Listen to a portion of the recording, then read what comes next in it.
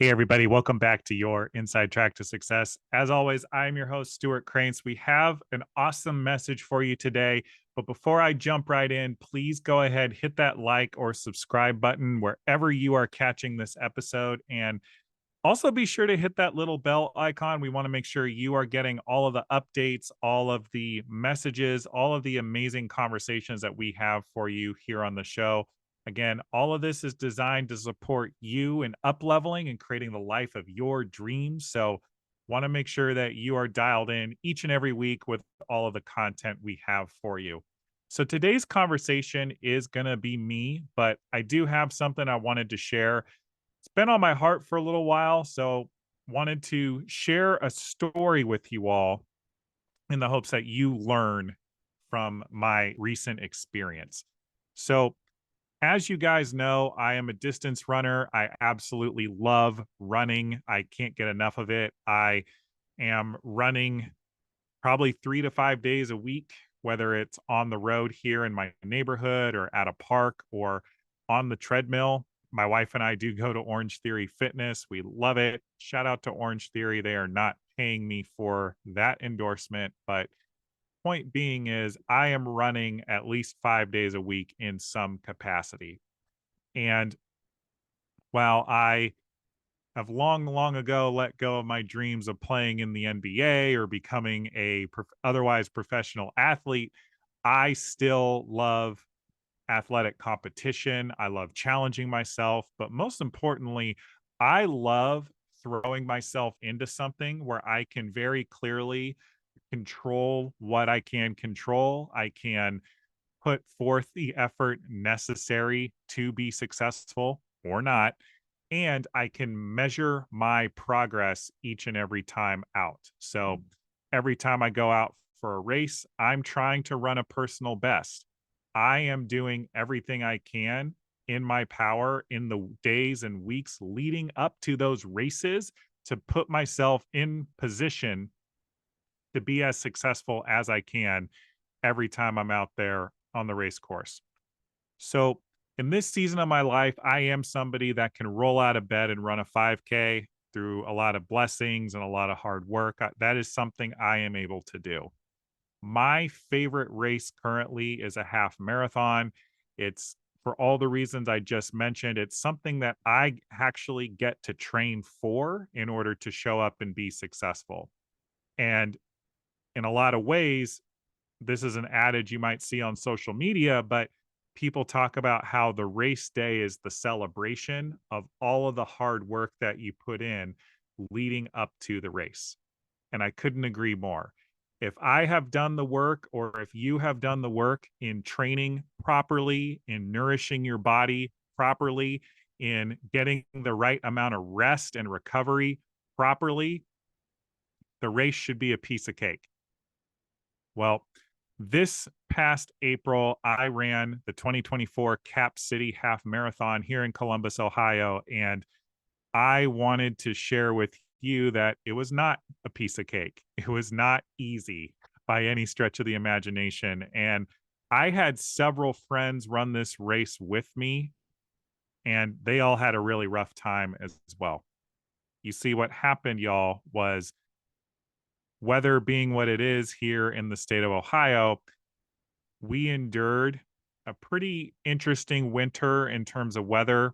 Almost all of my training runs were at about 40 to 45 degrees. Sometimes it was rainy. Sometimes I even ran when there was a little bit of ice on the ground. One time I ran with some falling snow, which was pretty interesting to say the least. And y'all, I kid you not, in the week and a half leading up to this race, the weather never got above 60 degrees. And on race day, it was the warmest day of the year of 2024 up to that point. It was about 80 degrees in the middle of the race. The sun was beating down hot. The water stations were absolutely picked over by the runners as we ran by to get our free water or Gatorade cups. I saw people cramping up all along the way, and even in some cases, people losing their lunch from dehydration, unfortunately. But the thing I wanted to share is I absolutely did the work for this race. I followed a training plan, followed it to the T. I stretched, I hydrated every day. I took the supplements that I normally take to make sure my body's getting the vitamins and minerals back that I sweat out. And it all didn't matter because Mother Nature said otherwise. I actually trained harder, trained better, trained more effectively and efficiently this year than I did for the 2023 version of the Cap City Half, which, by the way, was the exact same race course each year, exact same turns, exact same everything was exactly the same. The difference being it was about 30 degrees warmer in 2024 than it was in 2023. And the end result, y'all, despite all of my hard work, all of my training, all of my preparation, all of my sweat and tears that I put into this race meant nothing. I ended up finishing the race almost a full hour later than I did the 2023 race. I broke my rule, my promise to myself of never stopping to walk. My goal for every single race, no matter the length, is to be able to run the entire thing from A all the way to B, no matter how long the distance. And y'all, at mile 8 of a 13.1 mile race, my legs were so shot and they were cramping up so badly. I actually had no choice. I actually remember hitting a on ramp onto a little bridge, and I actually couldn't pick my legs up any longer, and I had to walk most of the last 5 miles for this race. And so I crossed the finish line much longer, much later, I should say, than I felt I should have. I was feeling down, I was feeling dejected. And as the volunteer handed me my finisher's medal, I put it around my neck with a feeling of defeat. And I remember I grabbed some water, grabbed some bananas, grabbed a bagel that they have waiting for you at the finish line to help you refuel and recover. And I went and found a chair in the shade. And I sat down, guzzled down the water, housed the bananas, devoured, demolished that bagel. And I really was allowing myself to feel sorry myself for a couple moments. Really allowing myself to feel it.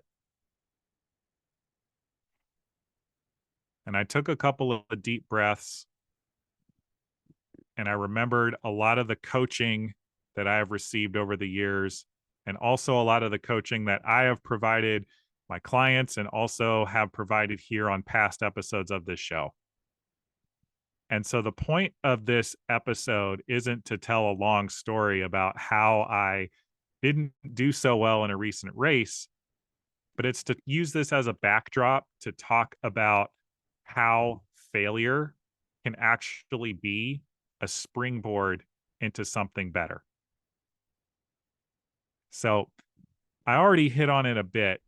The first thing I want to talk about is that how we respond to our losses, to the L's, so to speak, that we talk about in our lives that you might hear about people, quote unquote, taking on social media. We can either choose for a loss to be a loss, or we can allow for it to be a learning opportunity. Okay. So as I sat there in the shade recovering from an absolutely grueling 3+ hour experience, I really sat there and ran through everything in my mind. What could I have done differently in order to have created a different outcome?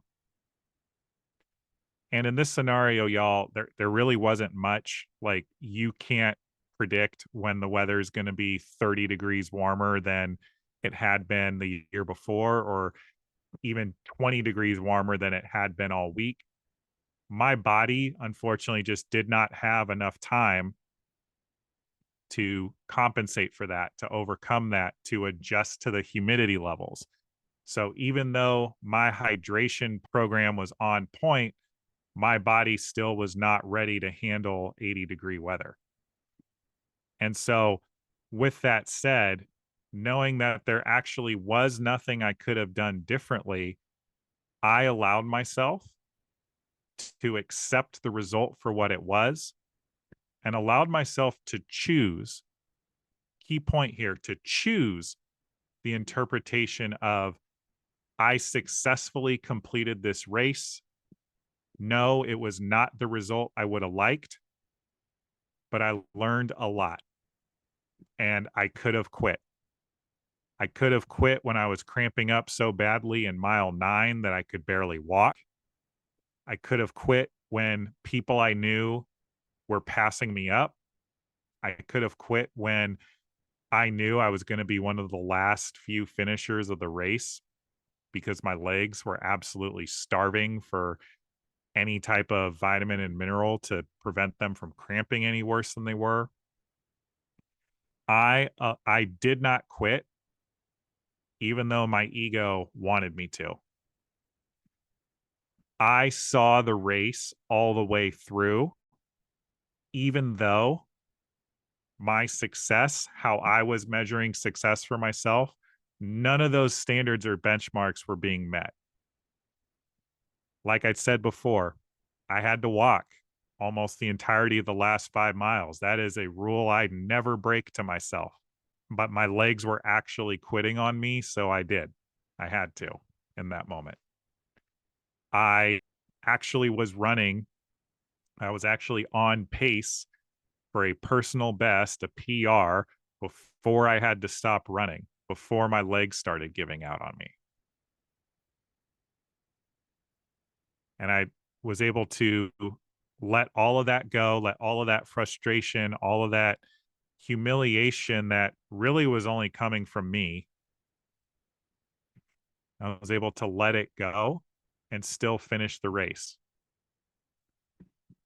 And while I would love to look you in the eye and say I did it with my head held high, I did require some self coaching in that moment to get to the place where I can look you in the eye right now and tell you that my head is held high because I finished a race that so many people did quit.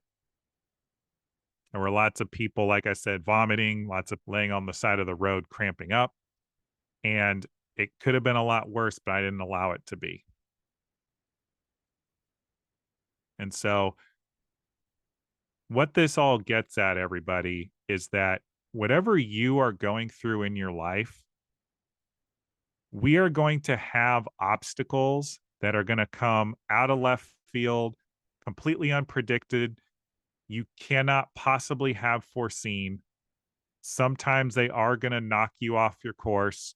They are going to derail your success. They are going to slow you down. They are going to prevent you from having success with that exact image of what success is looking like in your mind. And you just get to let it go. You get to release that attachment to what success means in that moment and continue moving forward. I could be sitting here right now telling you, oh, that was such a horrible race. I'm never running a race again. Absolutely not. Far from it. I'm actually exercising more. I'm eating better. I am determined that my next race will not go as poorly.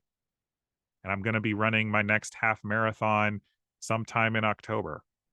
And I can't wait for it because I've chosen that this is a learning opportunity for me to acknowledge, to look in the mirror and acknowledge how bad something can be, even if I do everything right, even if I do everything, if I follow my plan to a T, if I execute upon everything, which I did, sometimes things are outside of my control, and that's okay. I am not any less of a person because I didn't hit a PR on a race. I didn't set a personal record on the race. I am not any less of a husband. I'm not any less of a father. I'm not any less of a man, quite frankly. So, whatever meaning you guys are attaching to yourself in regards to your failures, let it go.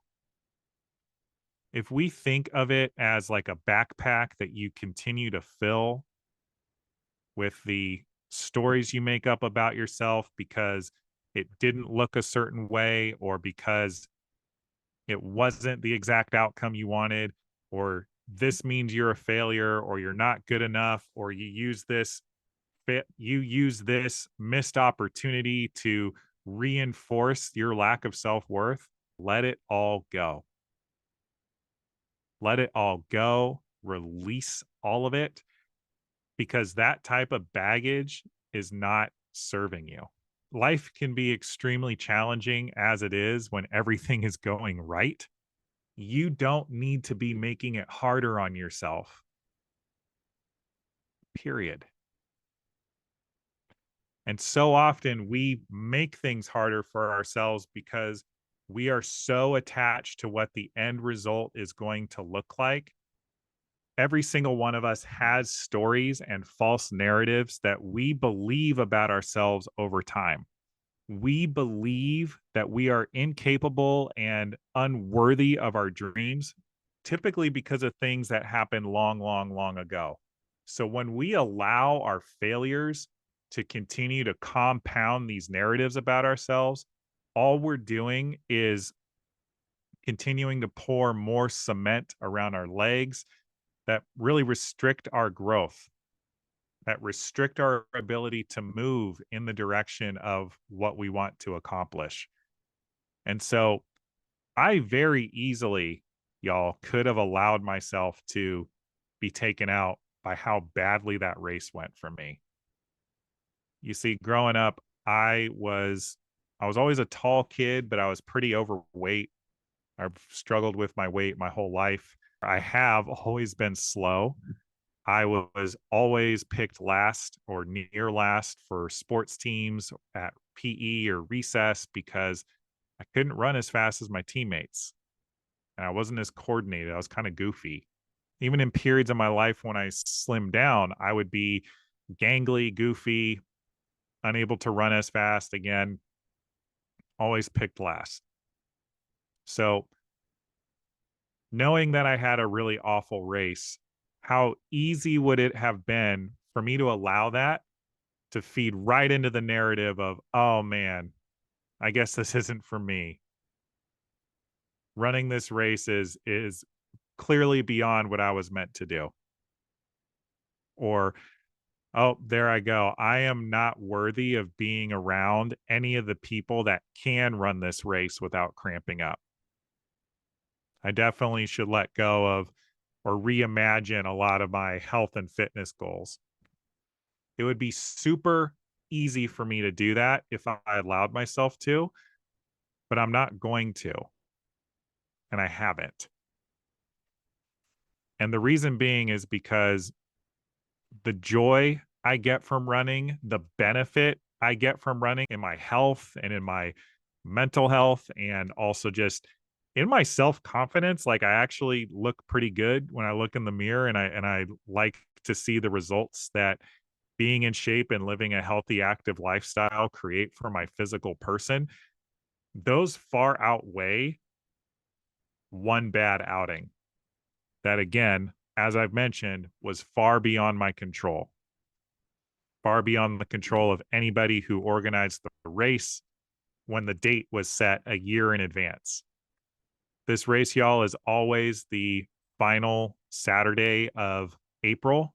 And in 2023, it was like 48 degrees, overcast. It was beautiful running weather, quite honestly. Like you couldn't overheat. It was actually on the cold side. And this year, fast forward 80 degrees, sunny, everyone's cramping up. That has nothing to do with me. So I'm not allowing that to dictate how I view myself when I look in the mirror. And whatever you are going through, whether it's struggling to attain that promotion at work or getting the raise or launching the business or having that difficult conversation with your spouse or partner, I encourage you to release your attachment to what the outcome might look like specifically, and absolutely do not make the outcome a direct reflection of yourself, especially if it doesn't go well.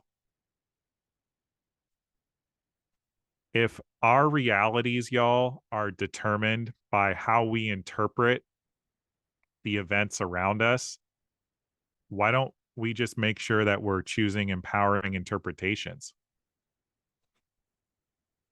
I've said it over and over again on this show, but the events in our lives are inherently neutral.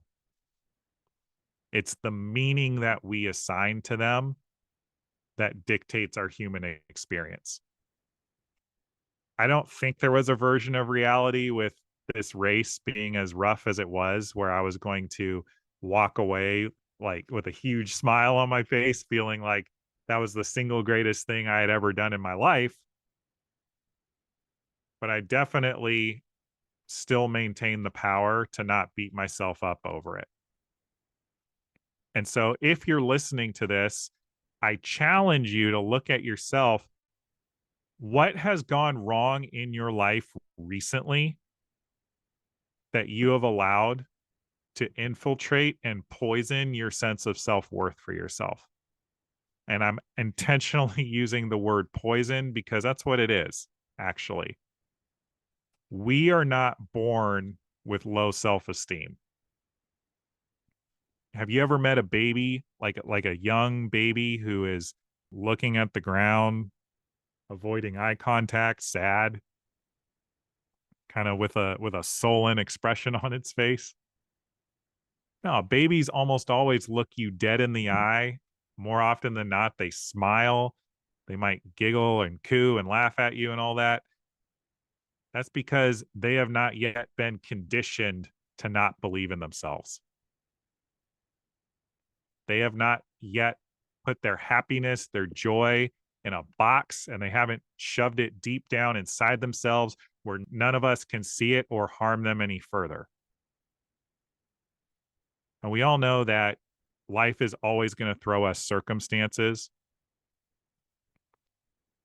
But y'all, the main point of what I'm getting at this week is it is up to us to not be taken out by the things that don't quite go our way.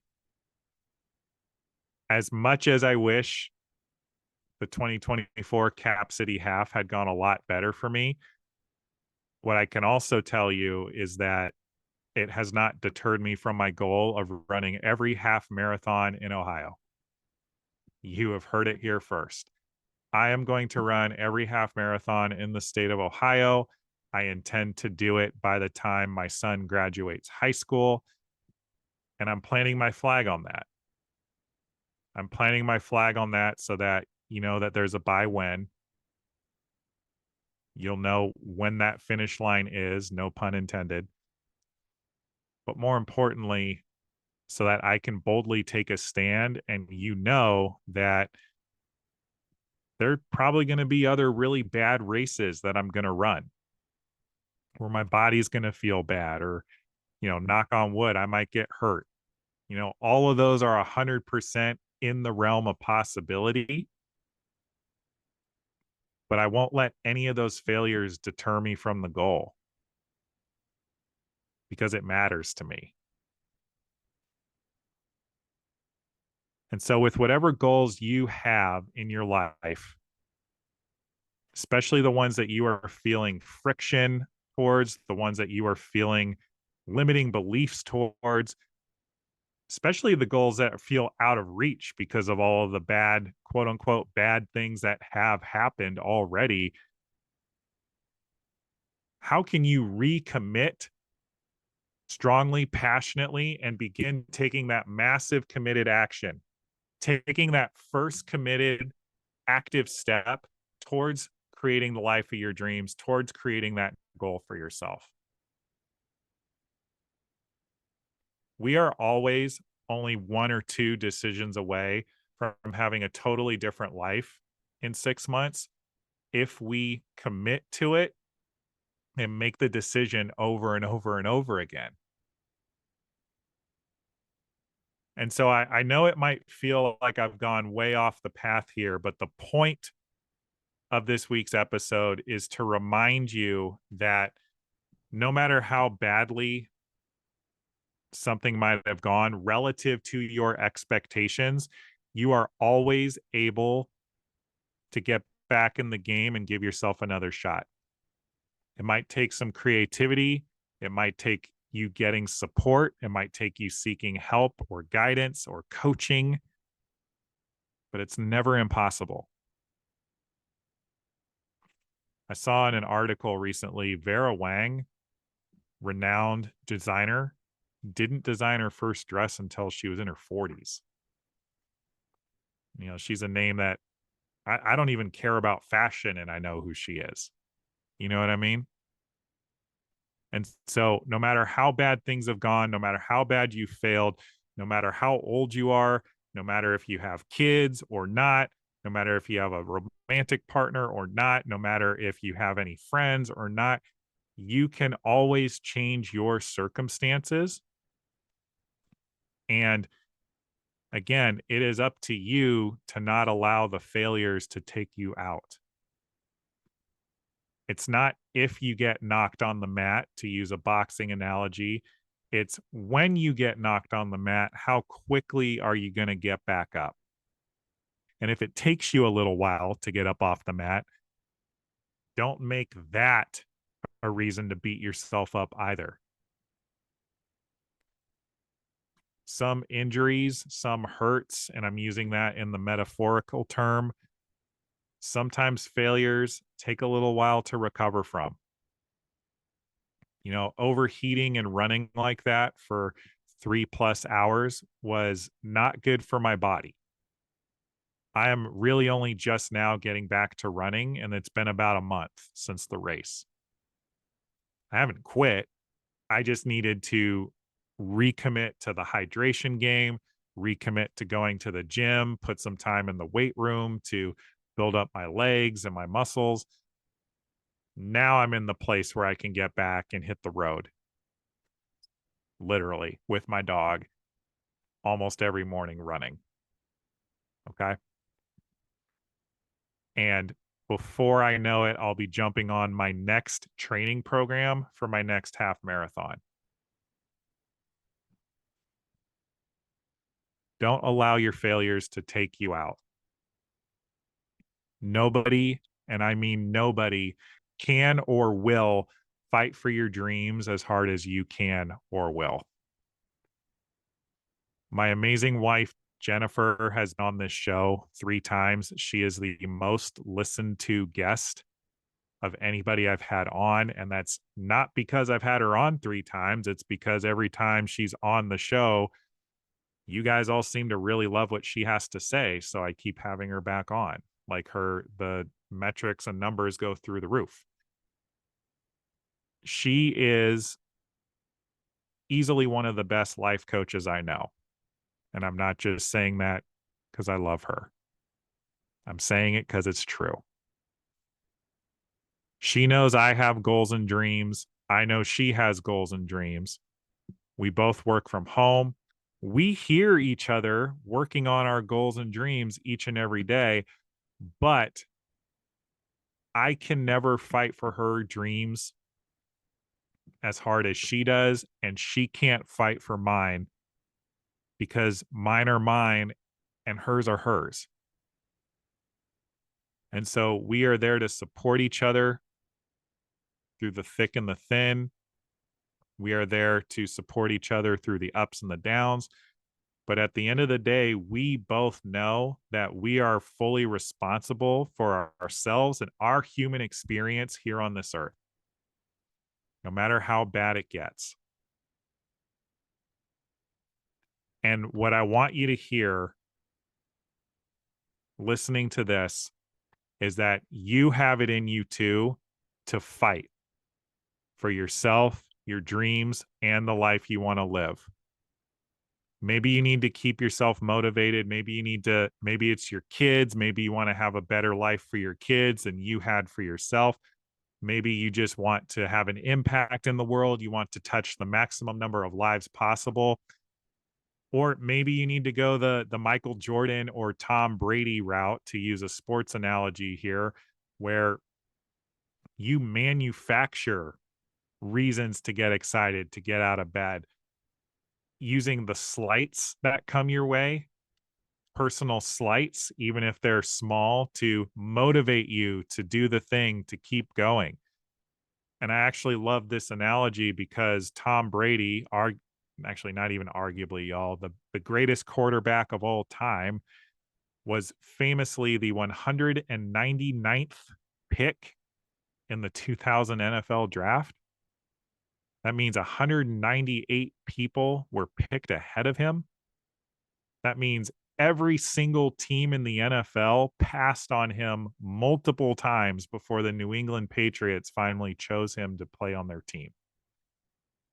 He uses that fuel each and every day, that embarrassment, that failure, to fuel him to become who he is today, the 7-time Super Bowl champion, which is the most all time by any quarterback in NFL history, and all these other accolades and awards and records that I can't even begin to rattle off for you. But the point being is, that's a very famous example of taking a failure and allowing it to fuel you and not allowing it to derail you or keep you down.